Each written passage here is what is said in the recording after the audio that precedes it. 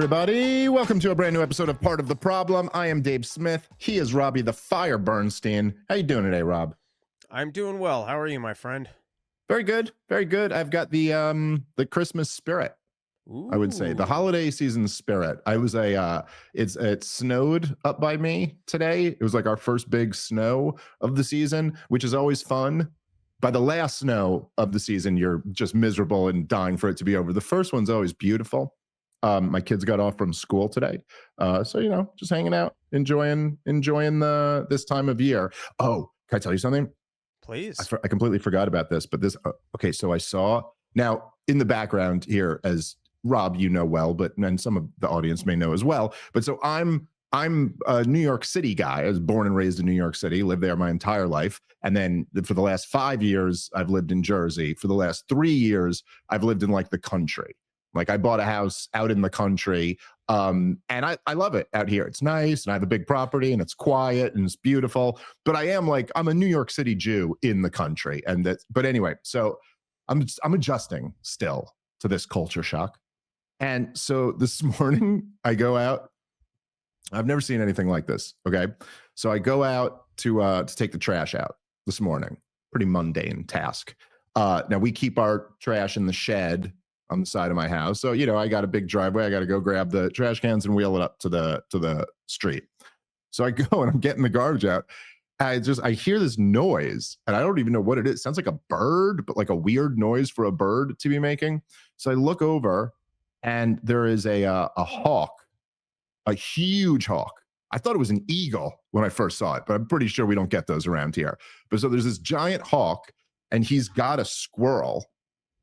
And he's just ripping them to pieces and eating them. And it's real gross when you get up, like you really see it up close. Like he's got like blood and guts and stuff all in his mouth. And he's taking these bites and like skins, like snapping back with every bite.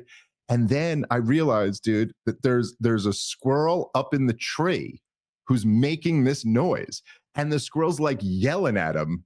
He's making this crazy noise I've never heard a squirrel make before. He's like, bah, bah, he's a very liberal squirrel. He thinks he's going to protest it by whining. Well, it was such a weird moment where I was like, wait, what's going on in that squirrel's mind? Like, how advanced is this? Where he's like, you're killing my buddy. Like, what are you doing? So he's just yelling at this hawk from the tree. He can't do nothing. His buddy didn't make it. I hate to be the bearer of bad news, but he did not survive the encounter. But I just sat there almost paralyzed with like fascination over this moment. And like the hawk was eating the squirrel and he kept like looking up at the tree. Like the noise was like, it got his attention and he was kind of like, all right, dude, I'm not going to stop eating your buddy. Like, anyway, I don't know. I got nothing more than that, but did you have to clean squirrel guts out of your shed? No. So it was on my neighbor's side of the property divide. Nice. So that was his problem. And then I was literally just watching it. And then my neighbor's dog came running out and this scared the hawk away. I hope this dog didn't eat the remainder of the squirrel guts, but I didn't. He definitely did. I didn't stick around to find out, Rob. I was like, I'm bringing my trash up and I'm going back inside. That's the boring side of the nature show is when the dog the pet just starts eating what the hawk killed and then going back into the house and just rubbing his face on your shit. Oh man, Jesus. And one more reason why I don't want to have a dog out here. But yeah, I never even really thought about that. By the way, you're such a New York Jew that you call your residential area the country. Yeah, I guess that's true. Well, it is. I'd say what you'd really describe, it's a rural suburb, I suppose, is what the technical term would be. Because it's not a suburb. Like when I picture a suburb, I'm still picturing houses like fairly close together, a sidewalk out front, things like that. Whereas like where I am is like a pretty rural area. But yes, that being said, someone who comes from like a really rural country area probably would not consider where I live the country, but whatever. For me, it's pretty goddamn country. All right, let's talk about some stuff. I wanted to open the show with this video that's going super viral right now, and I just found this to be very interesting, and I think it's part of the reason why the video is taken off so much. And I thought it was an interesting conversation for me and you to have about it. And I guess part of the reason why this is such, like, this video hits such a nerve is because I think it does speak to a lot of the underlying issues that are really that really, like, there's this major seismic shift that's going on across the Western world right now. And yet it doesn't get discussed nearly enough. And because of, like, the kind of, not, I don't even want to say woke, but just like the broader, like, the politically correct culture that we live in, that we have lived in my entire lifetime, where there's a severe allergy to anything that could even be considered bigoted. Now, that's changed a lot in the age of the internet and with the rise of the Gen Z, who are kind of not playing by those rules anymore. But nonetheless, that has been the dominant culture for a long time. And so it did kind of paralyze people to have conversations about any of these things. And the dynamic that I'm talking about is that basically throughout the entire Western world, and I guess this is not true for a few Eastern European countries, but almost every white country in the world does not have a birth rate to replace the white majority. So there's this tremendous browning of all of the previously white countries. And people are really starting to notice this. You know, people in countries like Ireland, in cities like London, in countries like Italy, Sweden, but like they've all imported millions and millions of non-white people into their country. Now, for many years, I've talked about this before on the show, but progressives used to brag about this. And in fact, they would call it the browning of America. And they would brag about how this is going to lead to permanent majorities for Democrats. Because, you know, like in America, we've imported, you know, tens of millions of Latinos into the country. And the Democratic strategists would argue, well, they go for Democrats like 70%. So this is going to give us super majorities when they're a huge chunk of the American voting base. And then right-wingers started objecting to it and calling it replacement theory. And then they said that's like a Nazi slogan or something like that, even though it's just a different term for the same thing that you were bragging about. In fact, the great Pat Buchanan had a chapter in his really amazing book that was called Suicide of a Superpower. And it was the chapter was called The End of White America. And this was a very controversial chapter that I think actually got him in a lot of trouble. I think this is what got him fired at MSNBC, if I remember correctly. But if I'm remembering this correctly, it was a quote of some prominent progressive. Like he was quoting what they said. But when you say, like when a right winger says it and you're not for it, then all of a sudden it becomes this thing. But I think like a lot of the reason for the racialist hysteria, and I mean this from the left and the right, a lot of the reason for the rise of the alt-right, a big part of the popularity of Nick Fuentes and the Groypers, a big part of the right-wing reactionary movement in Europe is all about this, like this fundamental dynamic that all of these countries in the Western civilized world have been profoundly changed. And nobody's allowed to object to that, or at least that, I say that in the loosest terms. Obviously, today there are people objecting to it, but for a long time, that was kind of the status quo. And so this video just hits a nerve that is kind of hard to explain. But anyway, so the video here is of I don't want to butcher this guy's name, but I surely will. But this is Wajahat Ali, or Wajahat Ali, but he's a New York Times columnist. So this isn't just some random person, saying this. This is somebody who is a columnist at the newspaper of record. I mean, I don't know if the New York Times is still that, Rob, but it's the New York Times still. So I want to play this video and kind of break it down a little bit. If you want to add anything before, or you want to wait till after? No, let's play. Let's roll the Wajahat or whatever clip. Either of us might be close or nowhere near it. Who knows? All right, let's play. You have lost. You lost. The mistake that you made is you let us in the first place. See, that's the thing with brown people. I'm going to say this as a brown person. There's a lot of us, like a lot. There's like 1.2 billion in India. There's more than 200 million in Pakistan. There's like 170 million in Bangladesh. Those are just the people there. I'm even talking about the folks who are expats or immigrants. There's a bunch of us, and we breed. We're a breeding people. And the problem is you let us in 1965. There were a few of us beforehand, but once you let one of us in, you know what happens with brown folks? Our grandmother comes, our grandfather comes, our uncle comes, our aunt comes, our cousin comes, our second cousin comes, our third cousin comes. Then we have kids, a bunch of kids. And then guess what? Some white women, you know, the Western civilization women, the pure women, the American women, quote unquote, the Rust Belt women, the real women, they like some of us brown folks. We don't take them. They come to us. So we're embedded. We are everywhere. We are everywhere. I've traveled this country. I'm going to speak as a brown person. Brown people are everywhere. There will be a Patel motel or there will be a Desi restaurant everywhere. I want you to realize this. You have lost. Your story is a shitty story filled with misery. It's filled with bland chicken. It's filled with terrible, terrible dry ass meat. Your music sucks. All your culture sucks. Nobody. That's why the kids like listen to black people and their music. That's why the kids love Latinos. Your parties suck because they're monochromatic. Our parties have better food, better music, better looking women. All right. So, I mean, look, dude, when you hear stuff like this, I really appreciate this guy making this video. I think it's kind of better when people are honest about what their real agenda and what their real views are. I just demand that we also get to be honest in our response.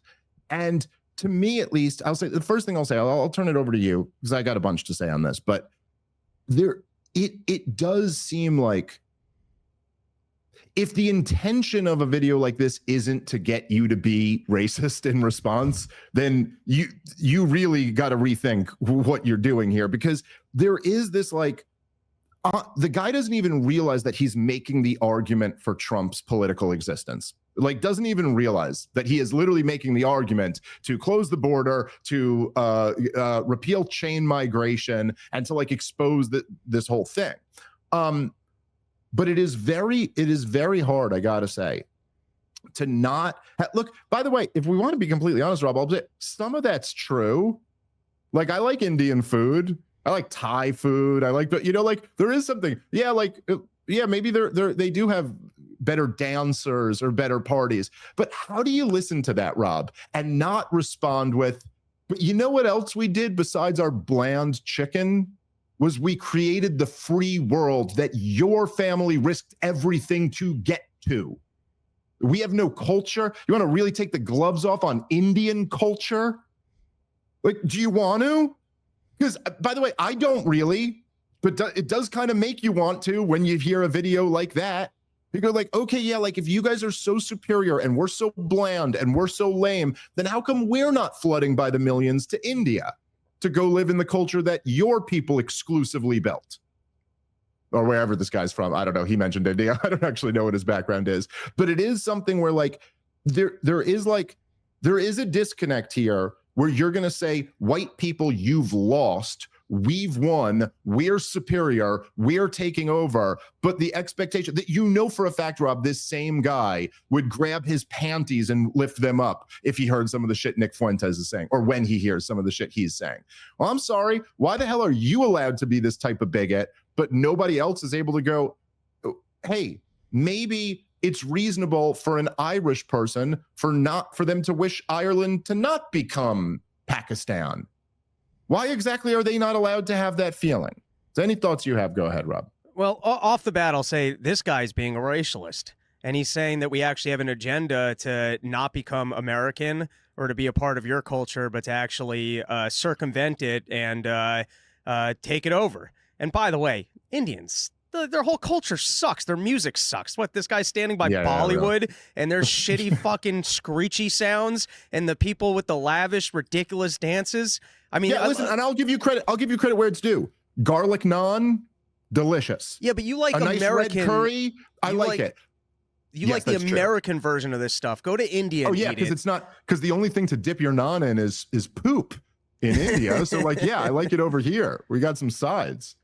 But go ahead. I'm a really big fan of freedom, and I actually, and for the most part, I think I enjoy the diverse culture that I'm able to hang out in. I think we see a little bit more of that, being in the stand-up world, and the amount of different people that have chosen to become comics.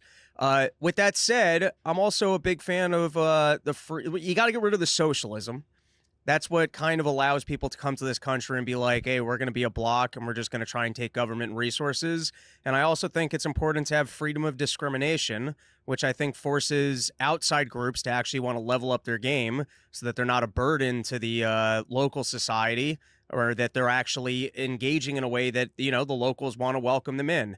And when you see someone who's like just openly saying, hey, you made a mistake by letting us in, and he's almost describing his family as being roaches. I mean, that's not the way I view him, but he's being racialist, and he's describing himself as, if you let us in, we're going to bring in more, we're going to root into your home, and we are going to breed, and we're going to take it over. And, Bud, you're not the dominant society now, and so if you're openly kind of stating that you have an agenda, that you're anti-white and want more brown, I mean, that's it. How do you think the internet's going to take that? Yeah, I mean, and again, just to be clear here, that this is a New York Times columnist. Like, it's just you do kind of it's one more example. It's like it reminds me of the dynamic with the Zionists, when the people who are like supporting Israel's destruction of Gaza, and then they try to be outraged by whoever, Tucker Carlson or Candace Owens, and you're like, dude, you don't have the moral authority to do this anymore. It's like, once you do this, it's like, oh, so you're not just like you're a vicious racist. I don't know. What else can we say? This is the same exact thing. If anybody else, if unprompted, I just started talking about any group of people and we're saying their food sucks, their culture sucks, their women like us more than you, you're like, you'd immediately be like, oh, I know what we're dealing with here. You're a fucking like archaic bigot of some sort. Like, oh, okay. But that's who's working at the New York Times. So where do you get off telling anyone else that they can't be that? And that, by the way, I'm not saying you should become that, because this guy's a fucking idiot. But the thing, like, I guess, so he says there's a couple things. Like, he says there that, again, I think there is some truth to his point that he goes, look, the problem was letting us in to begin with. Like, okay, there's a reasonable point to be made there, right? Because no question, like, it becomes a lot harder once you've had all of this like mass migration to like, what are you going to do at that point? But he correctly pins it back to 1965. Now, in 1965, there was an immigration bill that overhauled the way immigration was done in America. And even in like when progressives will often say as a retort to like the border restrictionism of the Trump movement or something like that, it's been quite often for the last 10 years. How many times, Rob, have you heard a liberal say, we're a nation of immigrants? Like, that's the foundation of our immigration. In fact, J.D. Vance had a great line about that in a CNN interview when he said, yeah, just because we're a nation made up of immigrants doesn't mean that 200 years later we have to have the dumbest immigration policy imaginable, which is a good line. But if you actually care to look into any of the details of this, like, it's not completely true that like, there is truth to it. And certainly it is true that, like, most people, like that was their story. Like, most people, if you ask them about their family history, the story wasn't like, we came over on the Mayflower or something like that. You know what I mean? Like, most of them were immigrants, at least a few generations ago. But during the big waves of immigration in the late 1800s and in the early 1900s, there were massive waves of immigration, and then there were periods of big immigration restriction and assimilation. Before 1965, from the founding of our country, there was at a period at the very beginning of the country, I think, essentially open borders. But to the degree that there was any immigration control for most of American history, the early part, it explicitly gave preferential treatment to white Christian Europeans. Now, people didn't have any problem being racialist in those days, and the idea, however you feel about it, not saying you have to support this or not, but the idea was that that's what keeps America having its American characteristic, that we are Europeans who came over from Europe for more freedom to escape tyranny in Europe, and that then we assimilate into this American culture. And that's how you keep this thing. Now, in 1965, okay, they passed this bill which totally changed the racial and cultural demographics of the country, but they swore up and down that it wouldn't. Okay, that was the way they sold the bill. It was like, it's not going to change the racial demographics in the country at all. Because think about it, right, Rob? This is 1 year after the Civil Rights Act got signed into law. It got signed in 64. This was in 65. This is 1 year after segregation ended. Like, in large parts of this country, it was accepted 1 year earlier that there's an area where black people can live, and then there's an area where white people can live. There's a store that's for black people only, and there's a store that's for white people only. And the next year, do you think America would have voted to think about like how much racial tension there already was and how much bigotry there already was in the country? You think anyone would have voted like, yeah, let's add into the mix tens of millions of other racial demographics? So in other words, in response to this guy's point here, you would, for all these people who claim to love democracy so much, you would have to admit that like the American people never made that decision, right? That was forced on them from the ruling political elite onto the American people, who everybody knows. If you had a referendum on this in 1965, 66, 67, 68, 69, all the way up to today, the bill would have failed. There's no chance that the American people, even today, dude, even today in our multiracial, multicultural society, even immigrants don't support it. Even immigrants don't want a wide open border. And so there's even illegal immigrants don't want it, like even they don't want it. They got in, but they don't want everybody else to get in too. That kind of defeats the whole purpose. And so essentially what you have here is this guy unintentionally, from the left, making the argument for mass deportations in a sense. Because I think what we've all kind of recognized is that like, look, I'm a little bit squeamish about mass deportations. I'm not afraid to admit that. I believe in liberty, and I don't like the government, and I don't want the government doing anything to people. And then there's a whole bunch of people who, like, even the ones who came in illegally, a lot of them aren't bad people or anything like that. And that's kind of tough to deal with, like federal cops grabbing a mom and her kids and kicking them out of the country, But the thing is that we're caught between a rock and a hard place here. We're caught, it's like either you have to accept the fact that our government just did this to the people and that they have absolutely no recourse, that you have no right to protect anything about your country, that you just have to accept that the racial demographics, the cultural demographics, the norms that you grew up with, like everything is taken from you. You have to accept that Ireland is going to become Pakistan, or you got to deport a whole bunch of people. Like, those are the options. And from my perspective, neither of them seem like great options.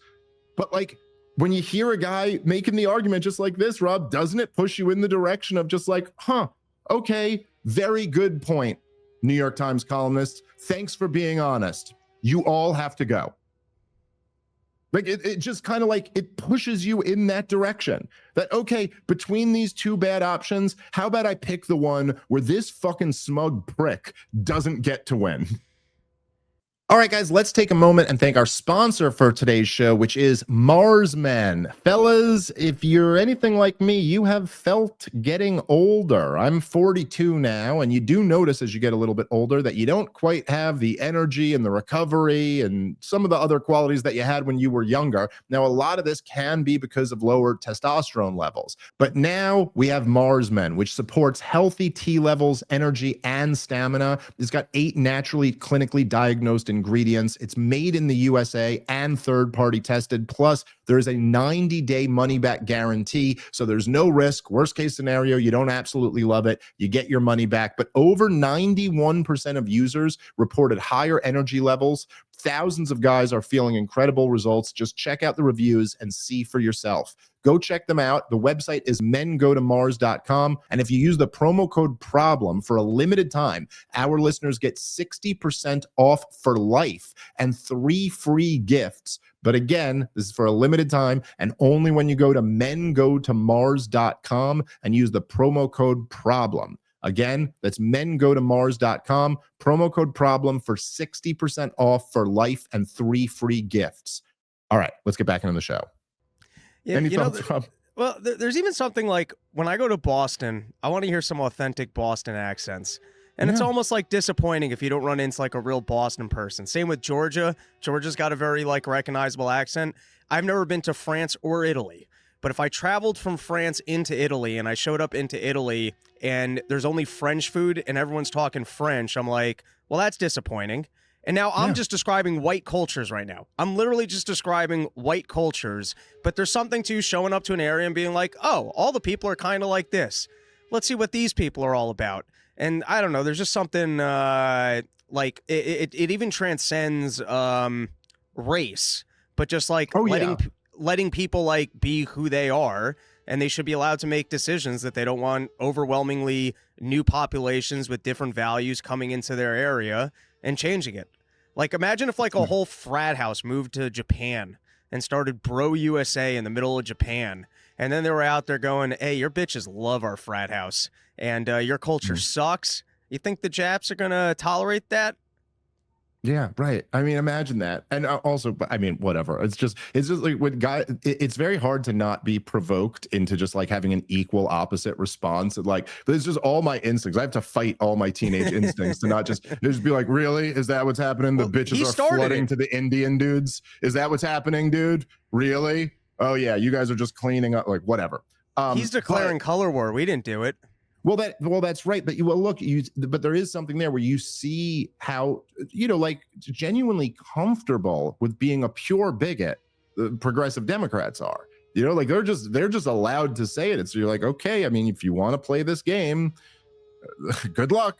But I completely agree with you. And in fact, I think that the spirit of kind of like I think the spirit of like anti-racism, to use that term, and I don't mean anti-racism TM, I just mean like being against racism or being against bigotry. I mean, I would think that would be like a respect for different cultures and different races and different traditions and seeing beauty in all of them, because like there is beauty in all of them. And that's something that's like, it's amazing. Even and it's just a logical extension of how you treat individuals. Like individuals are all different in their own ways, and there's something beautiful about that. And if we were all the same, like in some way, you could say it in a way where that might sound kind of nice, like we're all equal or we're all one. But if you really like finish that movie in your head, it's actually like a dystopian nightmare, the idea that we'd all be exactly the same. There's beauty in our differences. But yes, that being said, like I think the logical extension from that is not that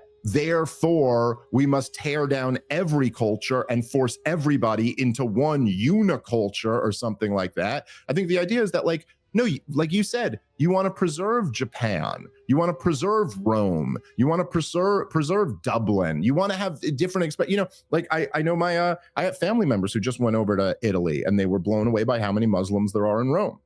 And they were like, dude, everything's like a Muslim-owned store in the middle of Rome. And like, they're not bigots or nothing like that. It's just that they went to Italy. Like, obviously, they wanted to go have like an authentic Italian experience. And likewise, I will say that it's not even like, it's not purely a racialist argument. I mean, I don't know, like where does is it race? Is it culture? It's like, I don't know. Has that experiment ever really been run? I don't know. But what I do know is that you drastically and radically change foundational aspects of a society when you have mass importation of foreigners. This is very basic stuff. And like, I don't know, it raises the question of like, who owns the country? Well, the myth of America is that we own it. And then we own it through our elected representatives who are our public servants but in a sense, I do think like, and I'm not making an argument for collective ownership. I'm not saying like we all own it all together, but it's just like, it seems very reasonable to me to say that like, what you said, like with the example of frat guys going to Japan. Well, how many American frat bros ought to be allowed into Japan? Well, it seems very obvious to me that the answer is whatever Japan decides. Whatever they say. If they say none, then the answer is none. And if they say as many can come as can come, then as many can come as can come. Now, obviously, I'm not saying there's like one Japan that has its collective will, but broadly speaking, if like approximately 0% of Americans would have supported our immigration policy, then I think it's reasonable to say like, yeah, that was wrong. That was done to the American people. Now, I don't know how anybody who claims to defend democracy can defend this. It's like, oh, you lost and you fucked up when you let in the first brown person. Well, do you think Americans would have supported that? Like, would they have supported? Oh, I guess we're going to lose. We're going to lose our culture. We're going to lose our women. We're going to lose whatever he means by that. Would they have voluntarily lost? No. In other words, you're saying, haha, you got fucking tricked. And I will say that, look, obviously, I've never had the experience of being an immigrant. I could imagine a scenario like where I don't know, if this country really fell to shit and like the only place where I thought my kids could be safe was, say, Japan, and Japan was willing to let me in. And it saved my life. Like I'm successful. Let's say I go to Japan, I'm a columnist in their #1 newspaper or something like that. Like I was in abject poverty and now I'm having a nice life over here. It would seem to me that the decent thing to do would be to have an attitude of kind of like gratitude toward Japan as a nation and the Japanese people and go, man, that was pretty cool that you let me in here. And I could not imagine a scenario where then this country like saves my family's life, allows us in, and then I'm turning around and going, guess what, you stinking Japanese? You lost because your women like us better and we're taking over and we're going to outbreed you. And what do you got, your bland ass sushi? Well, get ready for some fried chicken, motherfucker. You know, like I just could not imagine just like saying this out loud and not just going like, first of all, I'm just an awful person. And second of all, what type of reaction do I imagine that I'm provoking here? It's wild. I think there's the word that comes to mind is there's an etiquette to being a guest in somebody's home. And that's assimilating with the family, making sure you're not being a burden on them, figuring out how to become a contributor. And then maybe over time you get to do a little bit of your own culture because people are like, oh, what's this Jew boy about? Right. Oh, we'll do one of your holidays. And then you integrate yourself. But when you show up and you go, hey, fuck you guys, fuck your society, fuck the whole thing, we're taking this over. I mean, it's gross. It's bad etiquette. Yeah, and look, man, like there is, I guess, I think there is some value in tradition. Like, I'm not saying everything has to stay exactly the same. And in fact, that never happens, of course. But there is some value in conserving the good parts of a society and keeping some things like somewhat similar. And I just don't I think no matter what it is, if you're forcing a radical change on a group of people against their will, it's reasonable for them to resist that. And I think that it's hard for someone like me, right? Like I was born in 1983 and I was a kid in the 80s. I mean, I have more memories of the 90s, but I was like, you know, I have early memories. I have memories from like being 3 years old and shit, pretty vivid ones too. You know, I was whatever in 1989, I was 6 or 7 or whatever. And look, man, the country from the 1980s to 2025 is it's a radically different country. It's a radically different country in many, many, many ways. Now, I'm not like, by the way, I'm not putting all of that at the feet of brown immigrants into the country. Like there's been many factors that have changed the country. And I think anybody who has listened to me as a public, you know, figure for years now, it's not like, I don't think you've ever gotten a hint of like hatred toward brown immigrants who are coming into the country, who I hate the ruling elite who have presided over destroying this country. I don't hate regular people. But the fact remains, this is not the same country that I grew up in the 80s. It is drastically different. And in many ways, it's drastically worse. We were not in a state of permanent emergency. We you know, if you go watch movies from when I was a little kid, the cheesy, hacky ending to a rom-com was the guy chasing the chick all the way to the plane gate, because you used to be able to do that, Rob. We weren't living in a permanent state of emergency where little old ladies had to get groped at the airport all the time. The government was not spying on us in the way that we are. We were not in a state of perpetual war. I mean, when the Cold War was going on, there were problems, but we were not engaged in forever wars. We were not tens of trillions of dollars in debt, bankrupting the country. And we just simply did not have the level of political and racial and cultural divides that we have today in the country. I don't like a lot of that. I wish we didn't have a lot of this stuff. I mean, I would have to find something else to rant about. That's a fair point. But like, I think a lot of this is bad. And so, you know, it's like, if the people are against this radical change, and essentially what really is the message here of what this guy's saying? He's basically saying, fucking accept it, dude. Accept it.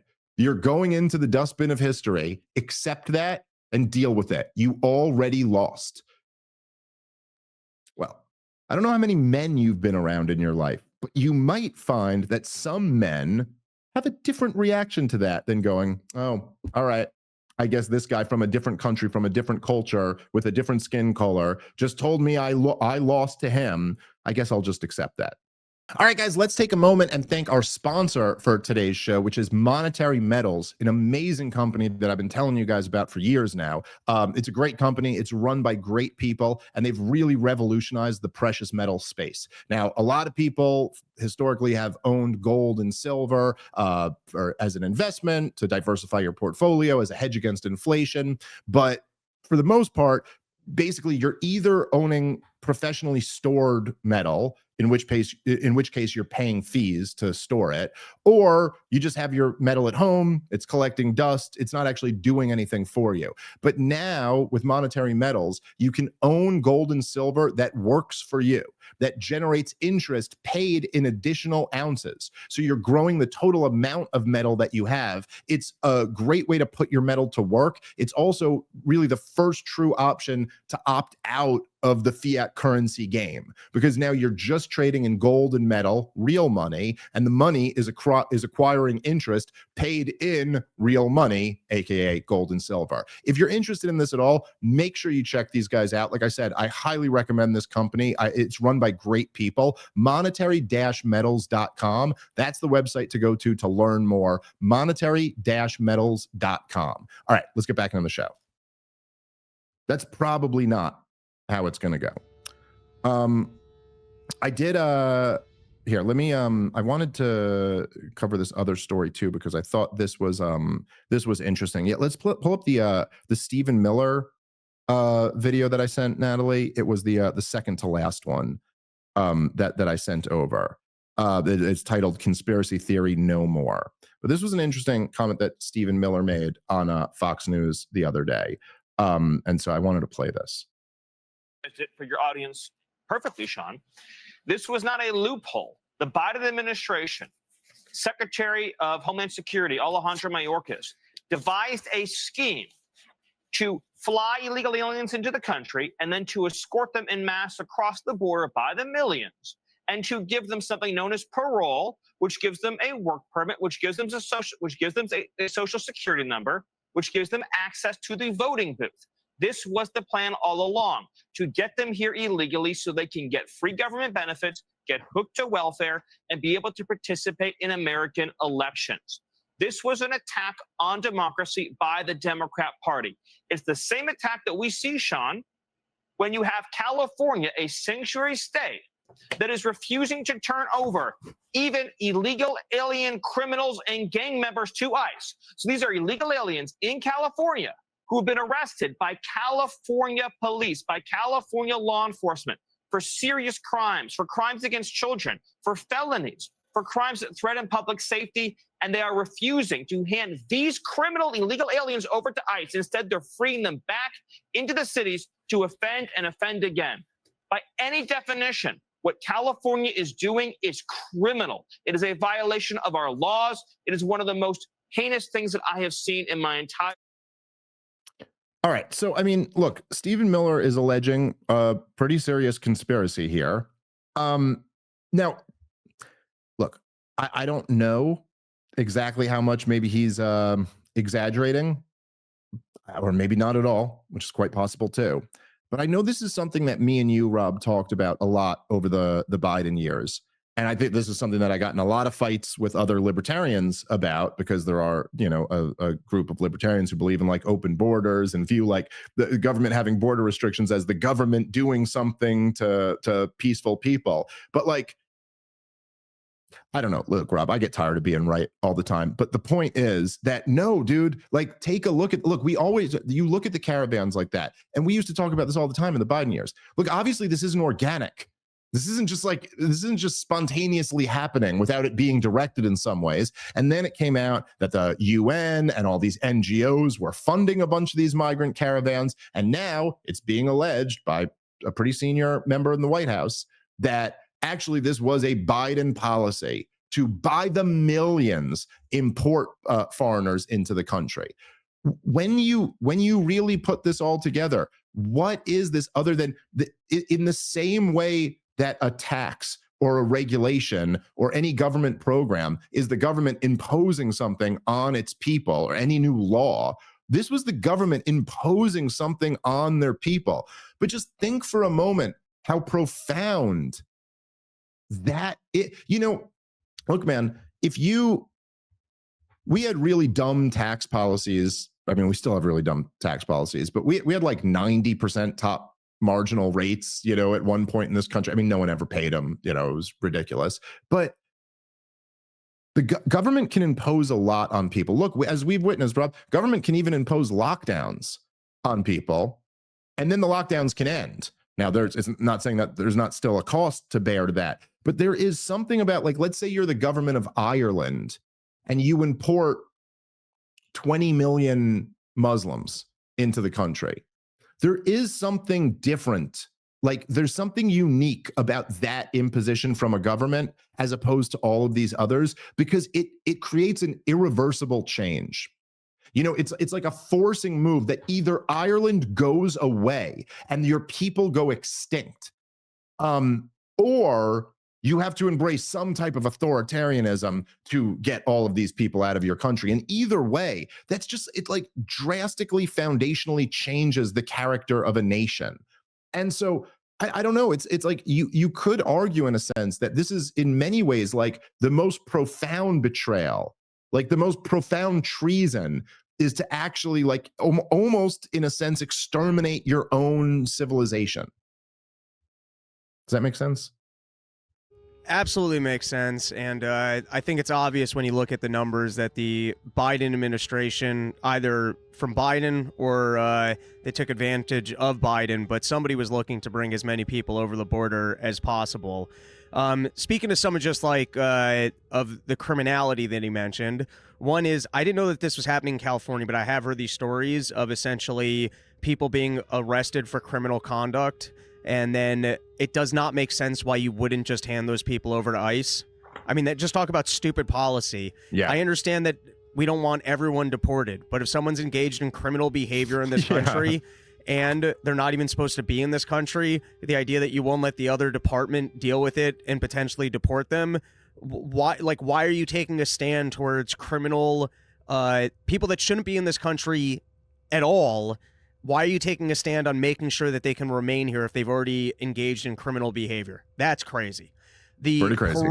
The parole system, I didn't realize that they got Social Security numbers. The way I understood the paroling was that the kids in cages thing was basically so bad, and that detention centers were so overwhelmed that they were essentially just granting parole to large numbers of people that were sneaking across the border illegally, essentially to keep the optics down of just how bad the situation at the border was, that they didn't want them in facilities. And so they were using the parole system, and they used it on a number of people. I've yet to hear that they were actually picking people up in Mexico and then flying them into the country and paroling them. nor that they are currently naturalized in a way that they're able to vote or are voting in mass in elections. Now, that's not to say that they didn't have an agenda to hopefully naturalize these people down the line and get them to vote.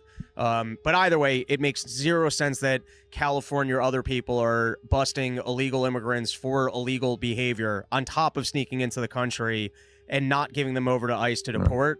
I mean, that's insane.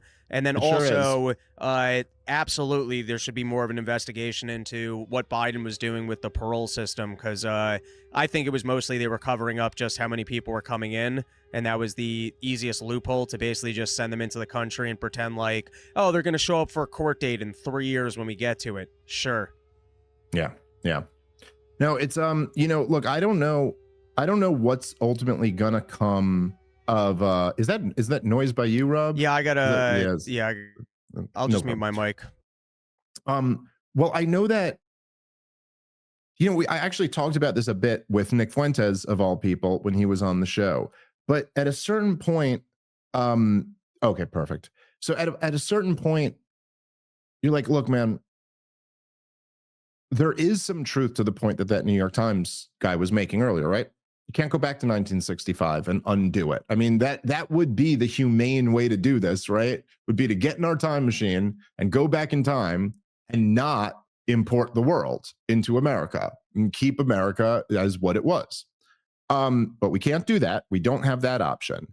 And so, who knows how many people are going to actually end up being deported? Not nearly enough. I mean, there's no way that Donald Trump is going to deport enough people that it undoes what Joe Biden did. There's just no chance that that's happening. He doesn't have the political will. He doesn't have the plan. And I'm not sure the American people would take it, to be honest. Even if you show some polls where a majority of them support it, that's a different thing, as I've pointed out before, than actually supporting it while it's happening. But if that is the case, that like, okay, well then one way or another, we're going forward as like a true multicultural, multiracial society, then the only way, and I'm not saying this is not something that is the role for government, nor something that government can achieve. This is a cultural thing that we have to develop. But like the only way to do that in a way that doesn't just lead to destruction and violence and at worst civil war is you can't do what that guy was doing. That's got to kind of be the rule, not the law, but there's got to be like a cultural rule about that. Like you can't have that attitude, dude. If you want to live in like, if we want to have some type of harmony in a multiracial, multicultural society, then the deal has to be you can't have this attitude of like, we're getting the whites. The whites are the bad guys. You're the only group that it's socially acceptable to just be openly bigoted against. Because that shit's a recipe for disaster. And it's amazing to me that just people seem to be like, I guess what's fascinating to me is that like people are so bad at reading the temperature of the room, and going like, haven't we gotten to the point where you've seen, dude, you want to keep pushing this shit, there's going to be an ugly backlash to it. An ugly backlash to it. And then, to your point, Rob, you're right about all that, but none of these investigations are going to happen. No one's going to be held accountable. And, it's just like, we're going to move forward as this country now. And, I don't know. I find it very concerning. All right, guys, let's take a moment and thank our sponsor for today's show, which is Crowd Health, a longtime sponsor who I love having on board because they're such a great company providing an amazing service. What would you do if you could get healthcare for under $100 a month?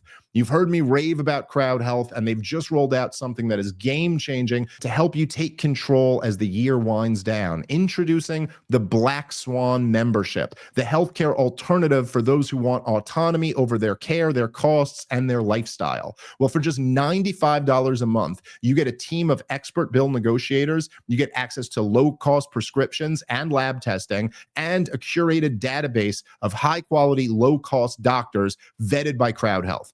No insurance middlemen, no networks dictating your care, just you in the driver's seat. And if a major black swan event happens, You cover the first 15K and the crowd steps in to help fund the rest. It's like the freedom that we used to have before Obamacare messed everything up. And if you're ready to end 2025 on your terms, use the promo code POTP at joincrowdhealth.com and you'll get the first 3 months for just $80 a month. That's right. Kick off the fall season with healthcare that puts you first. Crowd Health is not insurance. Opt out. Take your power back. This is how we win. Visit joincrowdhealth.com and use the promo code POTP today. All right, let's get back into the show. All right, another topic that I found fairly concerning. Again, this is kind of on the just I'm tired of being right. I'm sure you are too, Rob.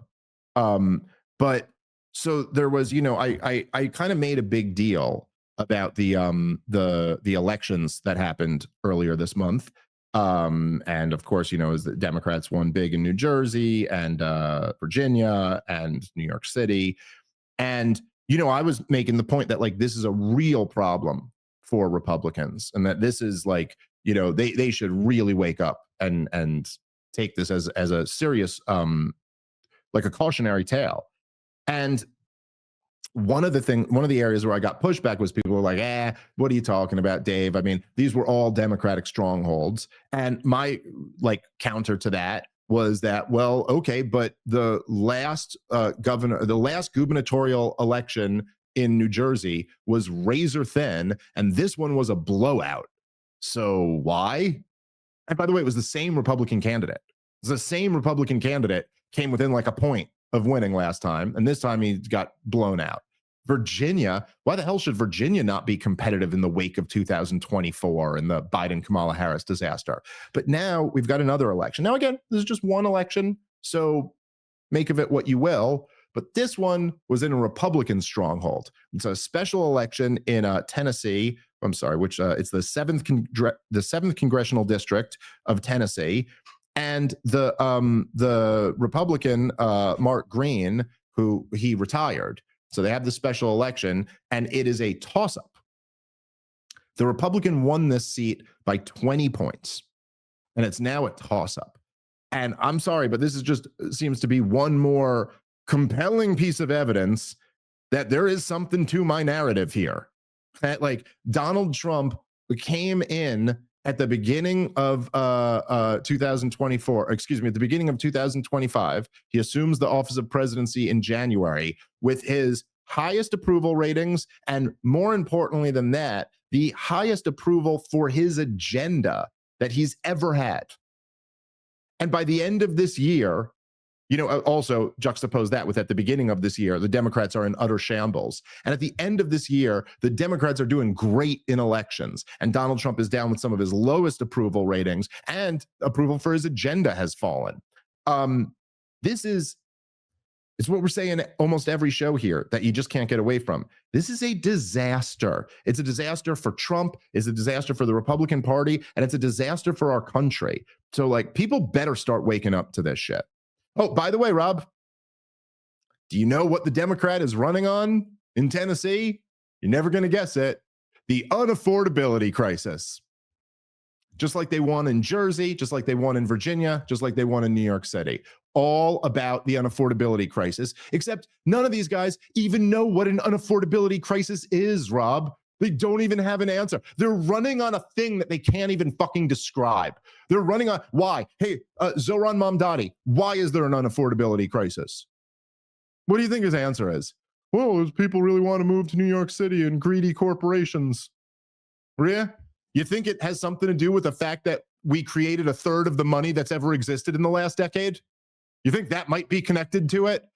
Do you think maybe there might be something about the trillions and trillions and trillions of new dollars that we printed and injected into the economy? Might that be related to why things cost more? They don't even have that, but they're winning on that issue. And why? Why are they winning on that issue? Because Donald Trump's not doing shit about it. I can't stand the term unaffordability crisis because a year ago, people were actually wising up to this problem called inflation. and they were using the word inflation for why things suddenly cost more. But then you start calling it an unaffordability crisis, and almost sounds like, oh, what we need to do is just hand people more money, and then they could afford this stuff, right? Ignoring the reality of that then the prices will just keep going up. And that's not what's going to actually make it more affordable. But as we've said on this show before, sadly, Donald Trump is a social democrat as well. And if he just wants to talk about socialism, he leaves room for other people to come in and go, well, I want more socialism. I'll give you even more free stuff than that guy is, because the problem is it's unaffordable. And it just plays into this idea that it can all be free if government just spends more money, and obviously ignores the fact that it's actually inflation. 1 year ago, it was a year ago, people were aware of inflation. It was in the news. People were talking about it. His whole presidential campaign was against the inflation. And with a single word, they've managed to re-steer the retards towards government spending, that it's not an inflation problem, it's an unaffordability crisis. Yeah, no, you have the big government progressives running on unaffordability, and therefore the answer is government should do all this stuff. It's just it's infuriating, and it's just a disaster for the country. But here is what the Trump administration is focused on. Look, Rob, I mean, we've gotten some wins. We renamed the Defense Department to the Department of War. And our Secretary of War is tweeting pictures about blowing up boats in a little kid's book form, I guess. Can we pull the image of that up, Natalie? Is the tweet that Pete Hegseth, who, again, I got to say, like, much like Kash Patel, by many accounts, seems to just be like a clown who's in way over his head. And certainly doesn't seem to be good on almost any issue. But so he tweeted this. Now, I don't know these. My kids never read the Franklin. I'm assuming this is like a kid's book. But he said, Franklin targets narco-terrorists. Ain't that funny? So this is the thing. Now, of course, this is like, he puts this out to like provoke on Twitter, and then, it gets this big reaction. I got to say, man, and far be it from me to ever, ever criticize dark humor, but I do find it a little bit different when it's coming from government officials, particularly ones who are committing war crimes. I actually think it's really actually pretty gross to be joking around about the war crimes that you just committed. But just imagine it, dude. First of all, there is the Trump administration, as we mentioned the other day, is clearly lying us into a war.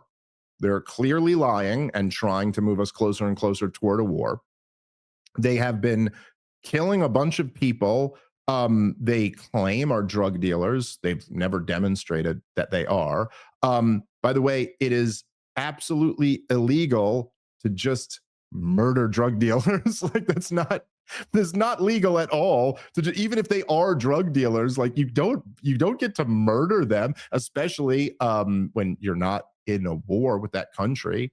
And the double tap strike is just obviously illegal under international law. Of course, as you guys may have noticed, if you've been paying attention to Gaza for the last 2 years, the thing about international law is that it doesn't exist. That's the major flaw in international law, is that there's no such thing. It's just made up. But like, by definition, I mean, it's words written down on a piece of paper, but it's only as good. Any law is only as good as how much it can be enforced. And so, yes, it's just clearly illegal, but here you are. That's great. That's great, Pete Hegseth. You're joking around about the war crimes you've committed while you're losing the fucking country. Thanks, Donald Trump administration. Can I talk about this double strike tap thing that everyone's outraged about? In my opinion, it is no worse than the initial strike, and this is so stupid. You've got, firstly, they're taking out these boats who they're claiming are narco-terrorists. Now, as to whether they actually are, firstly, as you said, they should probably be tried. But secondly, we don't actually know that. They could be oil smugglers, fishermen. We don't know that everyone that's been killed was actually bringing fentanyl into our country. So now you've got these people are, even if they were narco-terrorists, you're attacking whatever them that word means. Fine. You're attacking them with missiles from the sky. They're essentially defenseless. They're not like, if they're holding a gun, it doesn't matter. You're bombing them from the sky. Whatever. They're not. Secondly, the idea that they're an imminent threat when they're not even headed directly to our country, what right do you have? I'm just saying, even if you wanted to say these are narco-terrorists, they have no ability to defend themselves, and they're not an imminent threat to the country because they're not coming directly here. So the fact that you intended to kill somebody and then you missed on the first strike and you basically want to wipe away the evidence of whether or not those were people to be killed, I don't really see why it's so much worse on the second strike than the first strike. And I think the media needs to pivot to just criticizing what's actually going on here. Well, look, I agree. I agree with you on that. Yes. But I think the thing that makes look, it's even in a war, like in a declared war, the rules are supposed to be, right, that you're not allowed to kill people who have been injured and removed from the battle or are surrendering. Like, I don't know if you saw that video the other day, Rob, of the IDF just murdering 2 people in the West Bank, who they literally are. I mean, look, dude, I know you can say you can't get everything from a videotape or something, but they have their hands up. They raise their shirt to show that they have no weapons. They're trying to surrender. The IDF forces them back into the building and then just murders both of them. Now, also, the IDF spokesman lied through his teeth about what had happened, and then the video came out and we saw what really happened. Also, Ben Gvir was like championing both of those guys, promoting them. The point is, you're not allowed to do that theoretically if the laws of war actually did exist or whatever. And so I guess that is where I do think it's reasonable to go like, hey, wait, what exactly is going on here? Because to your point, Rob, right, we're not engaged in a firefight with these guys. We're hitting them with Hellfire missiles from the sky, drone bombing them. And then why exactly would you then need to come take out the injured survivors who were like ejected from the boat? I think it at least lends credibility to the idea that they're trying to cover something up here. And also it's just it's a blatant war crime. And I think that's maybe why people focus on it, because it's almost indisputable that you're not allowed to do that, or at least you pretend you're not allowed to do that. The fact that they did it and all get away with it indicates that they are actually allowed to do it. But I agree with you, Rob, that I'm just saying the fundamentals are these people are not an imminent threat. You haven't actually tried them, and they're defenseless. So if it's on a second strike or a first strike, you were always doing the exact same thing, which was taking out people that weren't an imminent threat without trying them. Yeah, I think yes, what I very much agree with you on is that, broadly speaking, it should be opposition to this entire policy. And in fact, as I've said many times over the years, but I do think I think there's a lot of great things about American society. I think there's a lot of great things about living in America, and I like it, and I'm not going anywhere until everything falls apart, and I got to hope the Japanese let me in. But I think that there is a real sickness in American culture that I think has really been put there by the war party, where there's like we could be at war and people don't even know about it. Like, the average American has no idea that we're at war in Somalia. No idea. Trump just broke the record for the most strikes against Somalia in the 20 years that we've been bombing them. Most Americans don't even know about that. The Americans don't even know. Like, if you were just to name the countries that Barack Obama bombed, like, I'm saying, if I just went out on the street and started asking people what countries did Barack Obama bomb, was the average people maybe give me 1 or 2 of them, maybe. I mean, I guess they'd know Iraq and Afghanistan, right? But like, how many of them even know that we toppled the government in Libya, started a civil war in Syria, the decimated Yemen, drone bombed the shit out of Pakistan? And how many people even know that?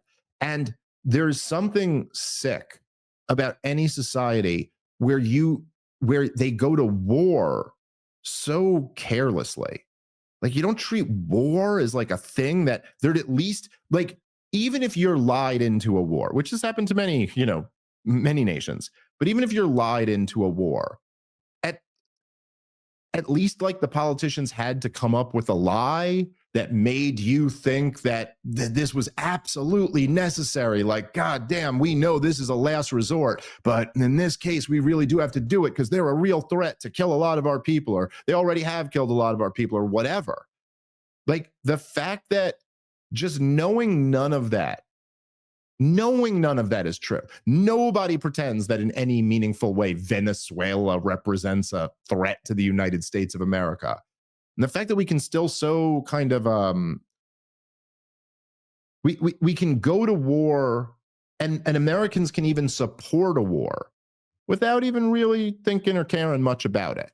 And I do think there's something like profoundly sick about that. Because like, again, whatever, I don't want to sound like a hippie or something. It's just, but this to me should just be like common, you know, I mean, I know even like, I don't know, the perspective of like Natalie, who like, when you first came on this show, and like, I guess like, I'd imagine like, you know, I mean, I don't know, but I'd imagine like the image of me is like, oh, I do this like right-wing show or something. But then all day, all I ever want to talk about is the babies that get killed in war. Because like, first of all, I do think there's a real right-wing critique of war. But also just like on the bottom line, forget left or right or anything. We're just like, as a person, you just go, those are real human beings over there, man. And like, even like, dude, even if these guys are drug dealers, like, I don't know, I've known some drug dealers in my day. You don't fucking just give them the extrajudicial death penalty for it. Like, yeah, drugs are bad, you know, but like, okay, what? And then of course the flirting with a wider war. Well, what does a wider war mean?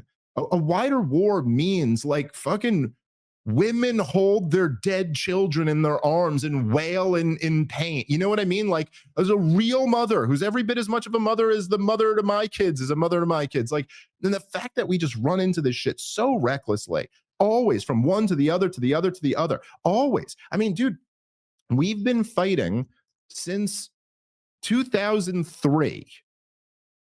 America has been involved in multiple wars. We have not had 1 month where we weren't involved in multiple wars. And this is just like no way for a just society to exist. All right, we got to wrap up the show there. Rob, what dates you got coming up? Let them know. Everybody, check out the Run Your Mouth podcast. New episodes weekly, and then I've got Denver, which is gonna sell out. So. Come grab your tickets. It's a small room. Doing early Sunday. Going to get hammered and then get on a flight home. So, you know, come brunch with me. It's going to be a good time.